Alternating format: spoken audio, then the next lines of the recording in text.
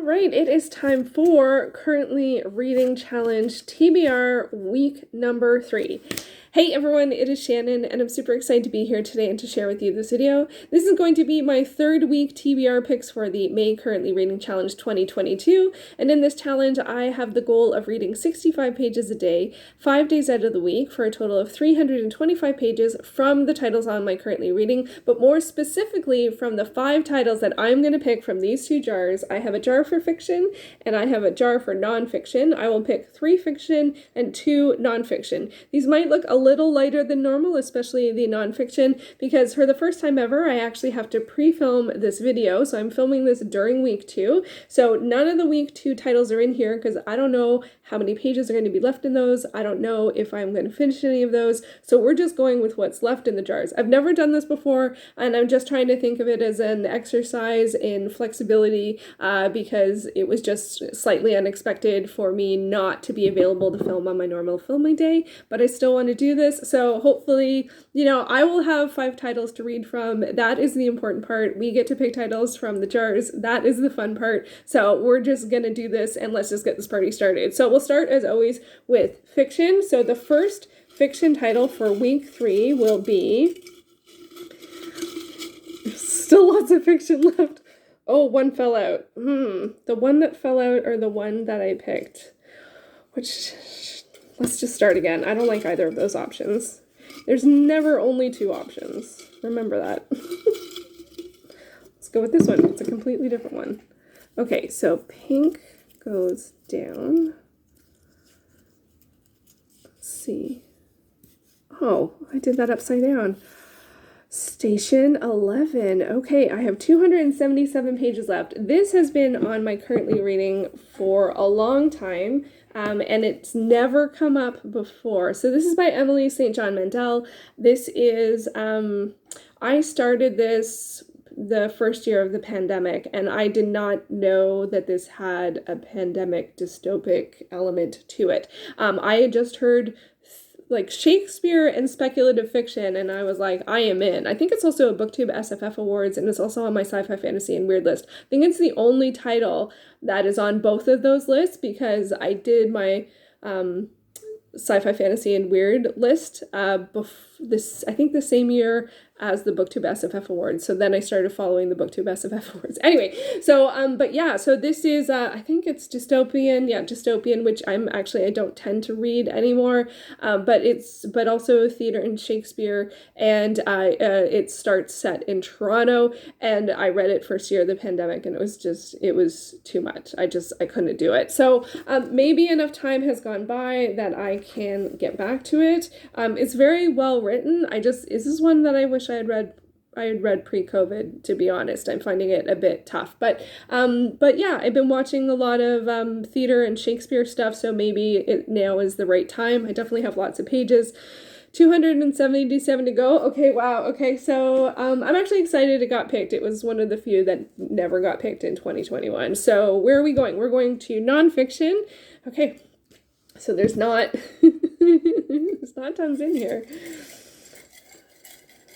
What shall it be? What shall it be? Okay, this one. See if I can get this one not upside down.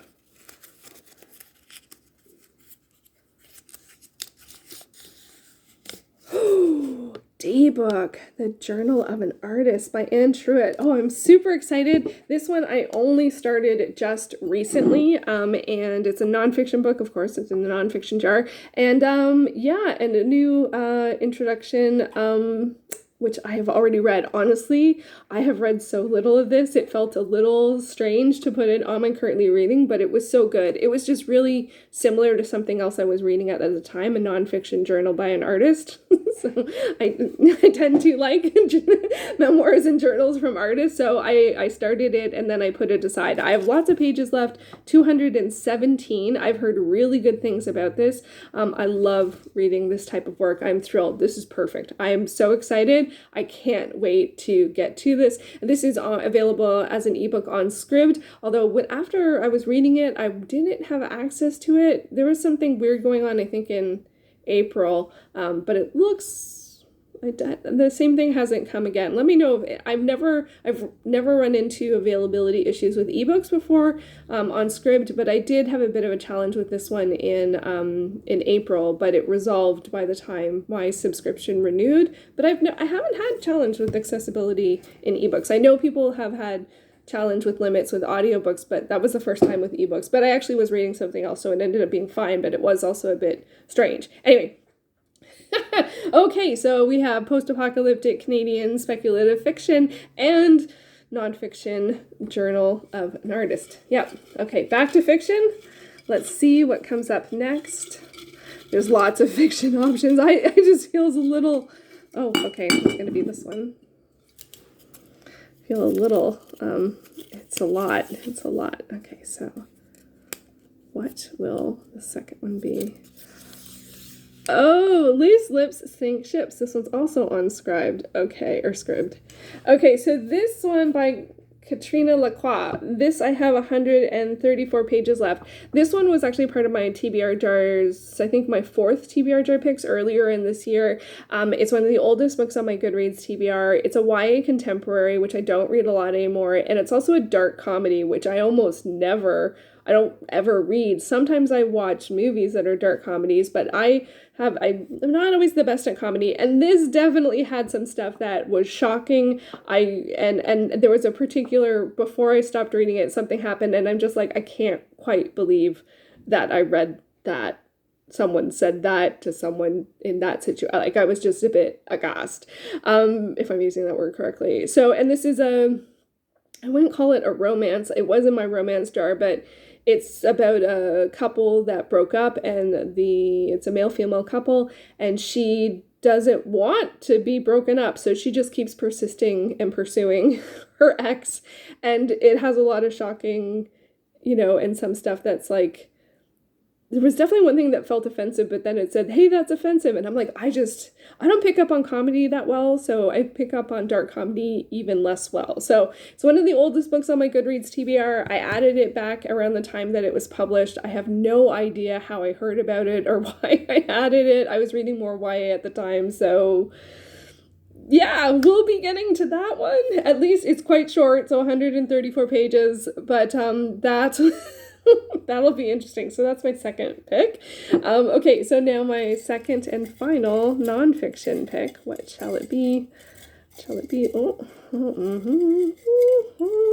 It's so hard when there's so few. Okay, it's gonna be this one. It's orange. That feels upside down. I don't know if this putting the color is helpful or not. Wow. Upside down.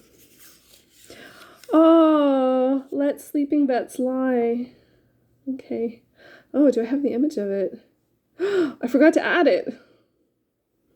Okay, well, we'll use this one because it's similar-ish. Okay, so Let Sleeping, Let's Lie is book 3 of the All Creatures Great and Small series by James Herriot. You may remember All Creatures Great and Small came up in week 1, but that was the audiobook for the bind-up of book 1 and 2. I also am reading the ebooks, and I am more than happy to continue to read Let Sleeping, Let's Lie, Let Sleeping Vets Lie. I have 100 pages left, but I do also, this is book 3, but I do also want to read book 4. So if I finish this, I hate to say this, but I am just going to start reading book 4.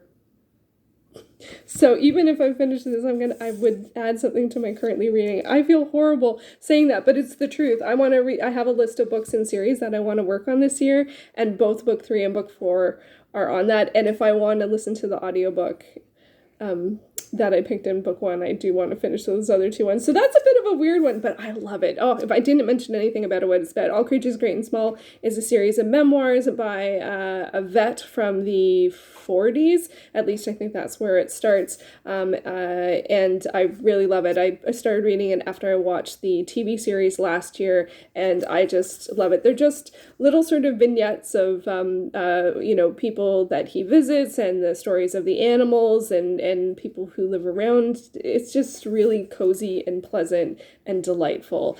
So 100 pages left on that, and potentially more. Oh, I'm so embarrassed to say that. But it is a challenge because I have to admit, with that particular series, I have some competing priorities, and I'm just gonna muddy through it the best way I can. And so if I finish it, I probably should not, and then no, this month I want to read both books, so we're just gonna keep going. So I am so embarrassed. Maybe I shouldn't have put it in the jars.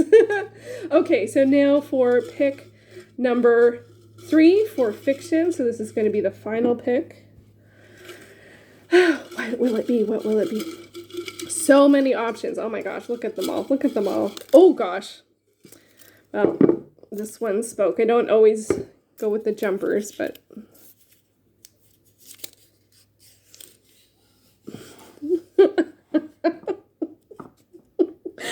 Watch Outlander season 1. Okay, so this is like the embarrassing vlog. Okay, so this is officially a problem title, as you can tell by watch. It is not a reading challenge, but for book to TV adaptations, I like to watch the TV series and then read the book. Outlander by Diana Gabaldon is on several lists. It's on the Those Books list, Sci-Fi, Fantasy, and Weird list. It is on the Vaginal Fantasy Book Club backlist that I'm working through. And it's just sort of ubiquitous. It is everywhere. Both the book series and the TV series are wildly popular. And I am in the middle of season 1. I have 5 episodes left. I actually watched the first half of the first season when it aired. But I've never finished the second half of the season. I think I rewatched season 1. It might have been as of 2 years ago, and I haven't finished. This actually is really good timing, though. For week 3, I think I will have a little more watching time than I normally would. So this is actually really good. If I could get all 5 episodes watched, I would be thrilled. It has been sitting there, and it's not on my currently reading, but I can't read the book until I finish the show, at least the first season. And it's just 5 episodes. And it's tough because it's a really good show, but it's also really hard. Like, let's face it, the time period, it's a time travel romance. Everyone knows what Outlander is, right? It's a time travel romance of a woman from, I think she's from between World War I and World War II, I think, and gets transported back to the Scottish Highlands 15-something, and romance and adventure and lots of danger. But honestly, let's face it, it was not a very safe time for women, so there are a lot of challenging situations and potential threats and violence, and I find that very disturbing. That's why I haven't been able to finish the first season. I also, it's a tough one, but it's also very well done, and it feels very unique as well. And gosh, that theme song gets me every time. I get verklempt every time I hear the music from that show. I don't know why. I think some of those things are just in your bones. So this is a very, very strange selection. So wish me luck on this. I am going to need it, but I really would like to get it done. Seriously, I carried it over with me, not only from last year, but I think the year before is when I started it on rewatch, with the goal of finishing watching it so I can read the book. And I have the book. Of course, this year I'm trying to work on titles that are 300 pages and less, and this is 800. Doesn't matter. The current insight goal is Outlander season 1. 5 episodes. Okay, so those, no pages on that. Let's look at the other stuff. So Station 11, 275 pages. Loose Lips Sink Ships is 134, so between the two of them we're at like 410. Let Sleeping Dogs Lie, I have 100 pages left, so 510. And then Daybook, 217, so 510, 610, 710, 730. So that's actually a pretty good amount of pages, not too many. 730, that actually might be the least amount of pages, but that also because 5 episodes and they're about an hour, so 5 hours worth. So if I read a page an hour, 60 pages times 5 is 300. So that bumps that up to more like 1,000 pages if this was pages. So yeah, 700 pages to read. And I think actually that's a pretty good combination. We have sort of YA dark contemporary. Oh, this is actually pretty dark. All of this is dark. What's going on? So YA contemporary dark comedy, post-apocalyptic, Shakespeare something, nonfiction memoir about a vet, nonfiction memoir about an artist. Can you tell which ones I'm more excited about? And then Outlander, which is somewhere in the middle. So yeah, okay, that's an interesting set of books. Only one physical edition. This is also on Scribd, but I have this, I think I have this deckled edge copy. I'm not a fan of deckled edges. So we shall see how things go. That is a really strange selection, but that's okay. It's actually an interesting variety. 2 memoirs, that makes sense. I read a lot of memoirs. I'm actually pretty happy with this because it's a nice combination of things I'm looking forward to and things that are a bit challenging, which can be a nice balance or variety. And then Outlander. We'll see how that goes. And actually, in terms of all of the weeks, it really is the best timing to have some extra TV on the roster. So wish me luck. Let me know your thoughts on what happened. Do you have TV shows where you get sticky points where you want to finish it, but for some reason you can't? I would love any recommendations or suggestions on that. Oh, and also this week I will be continuing Les Miserables. Where's the cover? I'm trying to read... my commitment is 25 pages a day. 25 pages a week for Les Miserables. Slow and steady. I want to finish it by the end of the year, so we're going to add that to the mix. And my buddy read for the week is The Ersatz Elevator by Lemony Snicket. This I am reading with Izzy and Kay Kelly. The live show will be at the end of the month. We are reading book 5 and 6 this month, and that's what we'll be talking about at the live show, which I'll leave the date and the link to Izzy's channel down below. Okay, so that sort of evens things out a little bit. Okay, Les Mis, this is, I don't know, this is all kind of dark. Is maybe that's just what sticks on my currently reading. Is that what's happening? I don't know. Is it? Maybe I do know. I don't know. Maybe I learned that today.